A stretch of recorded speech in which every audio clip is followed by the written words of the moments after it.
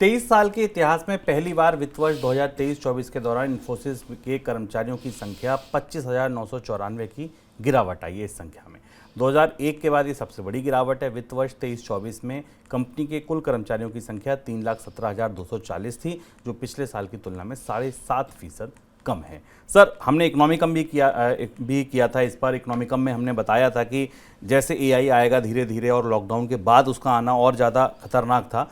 नौकरियों का ये मौजूदा संकट कहिए, छटनी कहिए, इस दौर को कैसे समझा जाए? ये आज के लिहाज से और भारत के रोजगार परिदृश्य के लिहाज से खासी चिंताजनक खबर है। और जैसा हमने पिछले साल आपको ये बताया था, विस्तार से बताया था कि अगले 1 साल के भीतर दुनिया के आईटी उद्योग में छटनी की और नौकरियों की संख्या में तेज कमी आएगी। इसलिए आपके लिए जानना जरूरी है, क्योंकि आपके आसपास आपके परिवार में जो लोग भी कंप्यूटर की या उच्च शिक्षा में जा रहे हैं, उन्हें भारत के आईटी उद्योग के भीतर चल क्या रहा है इसके बारे में गहराई से जानकारी होनी चाहिए। अब इस पैटर्न को आप समझिए।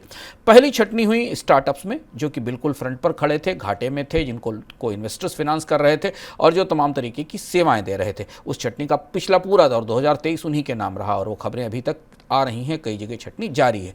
तब तक ये माना जा रहा था कि जो आईटी सेक्टर की पुरानी कंपनियां हैं, जो सॉफ्टवेयर डेवलप करती हैं, जो सर्विसेज प्रोवाइड करती हैं, इन कंपनियों पर सीमित संख्या में असर होगा। पर इन्फोसिस की ये खबर बेहद चौंकाने वाली। इन्फोसिस के इतिहास में पहली बार इन्फोसिस में हेडकाउंट घटा है। इन्फोसिस ने नौकरियां कम की हैं और इसके साथ अगर आप टीसीएस की संख्या भी जोड़ लें तो भारत की दोनों बड़ी कंपनियां, जहां सबसे ज़्यादा रोजगार निकलते थे, जो भारत में नए रोजगारों की फ्लैग बेरर मानी जाती थी, वहाँ छटनी हो रही है। और इससे ये दिख रहा है कि दुनिया के आईटी बाजार में, दुनिया के सूचना तकनीक बाजार में कितना बड़ा शिफ्ट आने वाला है। और इस शिफ्ट का असर हमें कई सारे अन्य उद्योगों पर और कई सारे अन्य कामकाज पर भी दिखाई देगा।